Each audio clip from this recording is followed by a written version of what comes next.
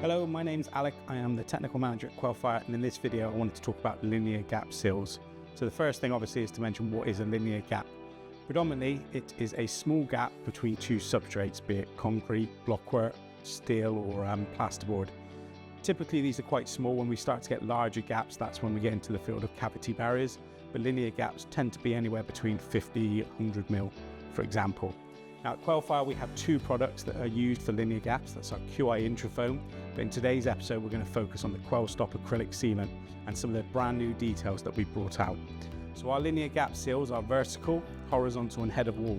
And one of the things our customers asked for, especially for head of wall details, was for details in 100 mil or thicker substrates.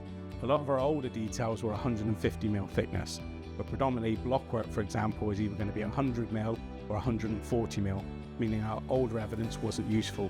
So we've gone away, done more testing, and we have now brand new details with different number of substrates, concrete to concrete or blockwork, concrete to steel, and that's just steel like your profile metal deck, type of steel, not steel beams, that's separate, and concrete to plasterboard and also timber.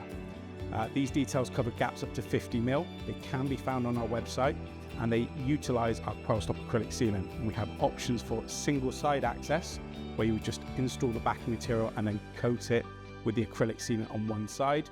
And then we've done some applications where you have to apply the sealant on both sides, and that can give up to an EI 240 minute fire resistant rating. It's quite impressive, just in a 100 mil blockwork wall. If you need any information on any of those details, please reach out to me and the team at QuelStop, and we'll be happy to assist.